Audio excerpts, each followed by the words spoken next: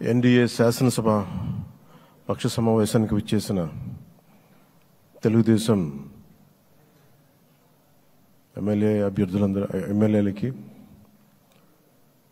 జనసేన ఎమ్మెల్యేలకి, భారతీయ జనతా పార్టీ ఎమ్మెల్యేలకి మనస్ఫూర్తిగా మీ అందరికీ నా హృదయపూర్వక నమస్కారాలు. మీ అందరికీ నా హృదయపూర్వక స్వాగతం తెలియజేసుకుంటున్నాను. వేదిక పైన తెలుగుదేశం రాష్ట్ర అధ్యక్షులు, మన తెలుగుదేశం పార్టీ రాష్ట్ర అధ్యక్షులు శ్రీ అచ్చెన్నాయుడు గారికి,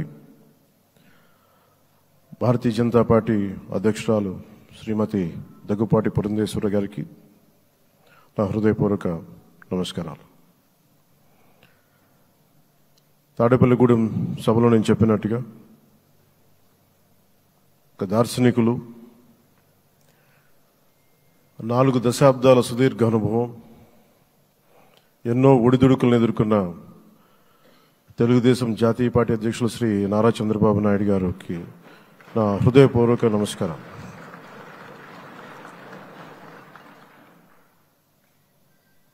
గత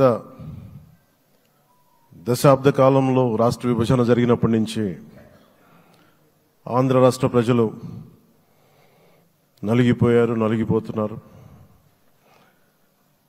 గత 5 సంవత్సరాలుగా మరి రాష్ట్రంలోని విపత్కర పరిస్థితులు తెలుసు. మనందరం సమిష్టిగా పోరాటం చేసి కలిసికట్టుగా ఉండి అద్భుతమైన మెజారిటీలతోటి 164 శాసనసభ స్థానాలని ఎన్డీఏ కూటమి దక్కించుకుంది. అద్భుతమైన విజయం. 21 పార్లమెంట్ సభ్యుల్ని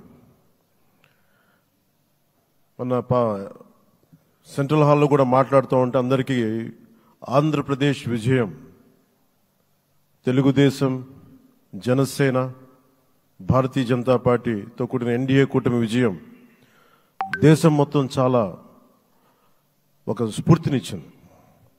ప్రతి ఒక్కరి విజయాన్ని వారి వారి రాష్ట్రాల్లో ఎలా దీన్ని ముందుకు తీసుకెళ్లాలి, ఒక్క ఓటు చీలకుండా అలయన్స్ అంటే ఎలా ఉండాలి అనేది మన ఆంధ్ర ప్రాంత ప్రజలు, మన ఆంధ్ర రాష్ట్ర ప్రజలు మనందరం కలిసి కట్టుగా చూపించాం. 2021 మార్చి 14 ఇప్పటం సభలో నేను ఒకటే తెలియజేసుకున్నాను, ఆ ప్రభుత్వ వ్యతిరేక ఓటుని చీలనివ్వను. ఆ మాట మీద ఉన్నాం, ఆ మాట మీద నిలబడ్డాం. ఒడిదుడుకులు ఎదుర్కొన్నాం, తగ్గాం, కానీ నిలబడ్డాం. ప్రజల నమ్మకాన్ని పెంచాం. అద్భుతమైన మెజారిటీతో ఈ రోజున మనం ప్రభుత్వాన్ని స్థాపిస్తున్నాం. చాలా మాటలు ఇచ్చాం. పొద్దున కూడా జనసేన లెజిస్లేటివ్ పార్టీ మీటింగ్లో నాయకుడిగా ఎన్నుకున్న సందర్భంలో మాట్లాడుతూ మనం చాలా మాటలు ఇచ్చాం. ఇది కక్ష సాధింపులకి సమయం కాదు, ఇది వ్యక్తిగత దూషణలకు సమయం కాదు. ఇది 5 కోట్ల మంది పైగా ప్రజలు మన మీద నమ్మకాన్ని పెట్టుకున్నారు. మన మీద మనందరం ఉమ్మడిగా, మనందరం సమిష్టిగా ఆంధ్రప్రదేశ్ ప్రజలు ఏ అభివృద్ధి అయితే కోరుకుంటున్నారో మనందరం సమిష్టిగా దీన్ని ముందుకు తీసుకెళ్లాలి, అభివృద్ధి పథంలో నడిపించాలి. విద్య, వైద్యం, ఉపాధి, సాగునీరు, తాగునీరు, లా అండ్ ఆర్డర్ ఇవన్నీ చెప్పొచ్చాం. మనం బలంగా నిలబడతామని. అలాగే మేనిఫెస్టోలో, ఉమ్మడి మేనిఫెస్టోలో చాలా మాటలు ఇచ్చాం. వాటన్నిటినీ బాధ్యతగా ముందుకు తీసుకెళ్లాల్సిన అవసరం ఉంది. ఇలాంటి ఛాలెంజింగ్ టైమ్స్లో ఒక సుదీర్ఘమైన అనుభవం ఉన్న నాయకులు కావాలి. 4 దశాబ్దాల అనుభవం, అభివృద్ధి మీద అపారమైన అవగాహన, పెట్టుబడులను తెచ్చే సమర్థత, ప్రతిభ.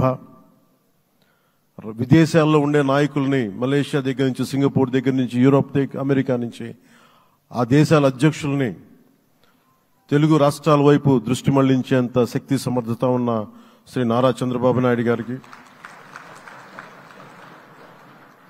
ఆయన నాయకత్వం చాలా అవసరం. ఆయన అనుభవం చాలా అవసరం. అలాంటి అపారమైన అనుభవం ఉన్న వ్యక్తిని, అనుభవం ఒకటే కాదు, ధైర్యశాలి. ఈ రోజుకి నాకు ఒకటే గుర్తుంటుంది. మన తాడేపల్లిగూడెం సభలో చెప్పాను, చాలా క్లేమోర్ మైన్స్ పేలిపోతే జీప్ ఎగిరిపోయి కింద పడితే చొక్కా దులుపుకొని ఆయన మళ్ళీ వచ్చి రాజకీయం చేసిన వ్యక్తి. ఈ రోజున సైబరాబాద్ ఉంది అంటే అది శ్రీ చంద్రబాబు నాయుడు గారి దార్శనికత. అలాంటి వ్యక్తి, ఆయన అనుభవం ఈ రోజున 2024 ఆంధ్రప్రదేశ్కి ఎన్డీఏ కూటమి తరపు నుంచి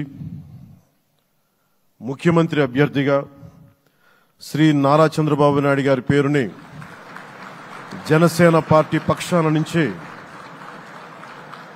మేము బలపరుస్తున్నాం.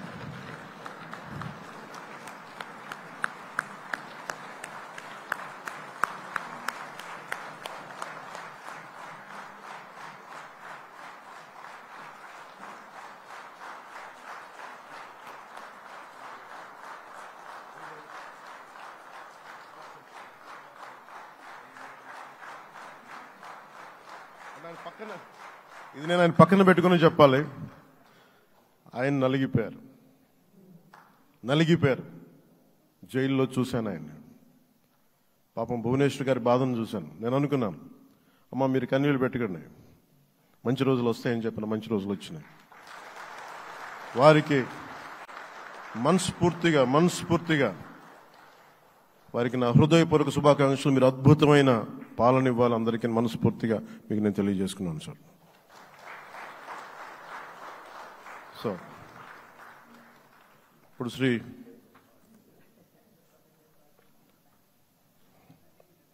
భారతీయ జనతా పార్టీ